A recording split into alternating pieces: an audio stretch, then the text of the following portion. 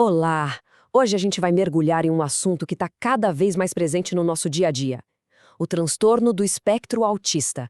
A ideia aqui é desvendar o que ele é, como funciona o diagnóstico e o mais fascinante, como a tecnologia está começando a mudar tudo o que a gente sabe sobre ele. Vamos nessa? Para começar, vamos direto a um número que realmente chama a atenção. Segundo o CDC, a Agência de Saúde dos Estados Unidos, em 2023, uma em cada 36 crianças foi diagnosticada com transtorno do espectro autista. É um aumento, sim, gigantesco em comparação com anos atrás. Isso, claro, levanta uma grande questão. Por quê? O que explica esse crescimento tão grande nos diagnósticos? Bom, para a gente conseguir responder essa pergunta, primeiro a gente precisa dar um passo para trás e entender a condição em si. E a palavra-chave aqui é espectro. Ela é fundamental porque já nos diz que não existe um tipo único de autismo, mas sim uma variedade imensa de características e também de necessidades. Então, vamos à definição oficial. De acordo com a Associação Americana de Psiquiatria, o TEA é uma condição do neurodesenvolvimento. O que isso quer dizer na prática? Que ele afeta o jeito como o cérebro se desenvolve. E isso influencia como a pessoa percebe o mundo e interage com os outros, desde a primeira infância. Essa definição se concentra em duas áreas principais. A primeira tem a ver com desafios na comunicação social. Coisas como, por exemplo, iniciar uma conversa, entender gestos ou expressões faciais, ou mesmo construir relacionamentos. A segunda área envolve os comportamentos que a gente chama de restritos e repetitivos. Isso pode ser um interesse super intenso por um assunto, uma necessidade de seguir rotinas bem rígidas ou até movimentos corporais repetitivos. E já que o TEA é um espectro, o manual de diagnóstico mais usado, o DSM-5, não fala em tipos de autismo. Em vez disso, ele classifica a condição pelo nível de suporte que a pessoa precisa no dia a dia. Vamos ver como isso funciona. O interessante aqui é ver como a ideia de espectro se traduz em necessidades bem concretas. Por exemplo, no nível 1, a pessoa talvez precise de uma ajuda para se organizar ou para lidar com algumas situações sociais. Já no nível 2, o apoio precisa ser mais substancial, porque os desafios na comunicação e os comportamentos repetitivos são mais aparentes. E no nível 3, o apoio é constante, muito presente mesmo, para lidar com dificuldades severas de comunicação e uma grande necessidade de rotina. Identificar esses níveis de suporte e as características do TEA o mais cedo possível é absolutamente fundamental. E isso nos leva direto para um ponto crucial: a importância de reconhecer os sinais precoces do desenvolvimento. Olha só esse gráfico. Ele mostra bem claro aquele aumento que a gente falou no começo. De 1 em 150 crianças lá em 2004 para 1 em 36 em 2023. Mais um ponto importante. Os especialistas acreditam que isso se deve principalmente a uma maior conscientização sobre o tema e a ferramentas de diagnóstico mais precisas, e não só a um aumento real no número de casos. Então, o pulo do gato é esse: identificar os sinais cedo abre a porta para intervenções que podem fazer uma diferença gigantesca no desenvolvimento da criança.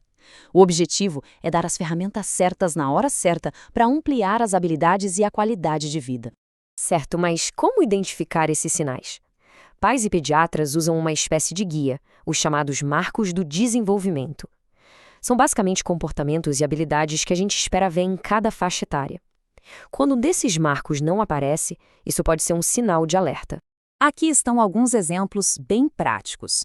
Com 6 meses, ausência daquele sorrisão gostoso. Aos 12 meses, não balbuciar ou não olhar quando chamam pelo nome.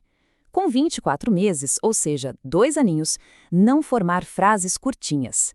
São sinais que dá para observar e que indicam que vale a pena uma avaliação mais detalhada. E quando esses sinais de alerta aparecem, aí entra em cena uma equipe de profissionais com um conjunto de ferramentas bem específicas para fazer um diagnóstico formal. É muito importante entender que não existe um exame de sangue ou um teste único que diz sim ou não. O diagnóstico é um processo, sabe? Ele é feito com muito cuidado por uma equipe que pode ter pediatras, neurologistas, psicólogos. Eles observam o comportamento e analisam todo o histórico de desenvolvimento da criança. E para guiar essa avaliação, os profissionais usam ferramentas padronizadas. Por exemplo, o MChat é um questionário para os pais. Já o AADOS envolve atividades estruturadas, onde o profissional observa a criança interagindo. São instrumentos que ajudam a tornar o diagnóstico o mais preciso e confiável possível. Ok, até agora a gente falou de um diagnóstico que se baseia muito na observação do comportamento. Mas a tecnologia está abrindo um novo capítulo nessa história, permitindo detectar sinais de formas que a gente nunca imaginou antes. A ideia aqui é ir além do que o olho humano consegue captar. Tecnologias novas estão nos dando a chance de medir, de um jeito objetivo e muito cedo, padrões de comportamento e de atividade do cérebro que podem estar associados ao TEA. Uma dessas tecnologias incríveis é o rastreamento ocular, o famoso eye tracking. Estudos mostram que bebês que mais tarde recebem o diagnóstico de TEA costumam focar em partes diferentes do rosto de uma pessoa. Em vez de olhar nos olhos, por exemplo, o foco pode ir mais para a boca. E essas câmeras infravermelhas conseguem pegar esses padrões de olhar, que são super sutis, com uma precisão impressionante. Outra ferramenta poderosíssima é o eletroencefalograma, o EEG. Basicamente, ele mede a atividade elétrica do cérebro. E o mais incrível é que, ao combinar esses dados com inteligência artificial, os pesquisadores já estão conseguindo identificar padrões neurais bem específicos em bebês com maior probabilidade de desenvolver autismo. E tudo isso nos leva ao grande objetivo por trás de toda essa pesquisa: conseguir detectar os sinais antes mesmo que eles se manifestem no comportamento. Isso permitiria começar o suporte numa fase em que o cérebro da criança é extremamente plástico, ou seja, muito mais receptivo a novas aprendizagens.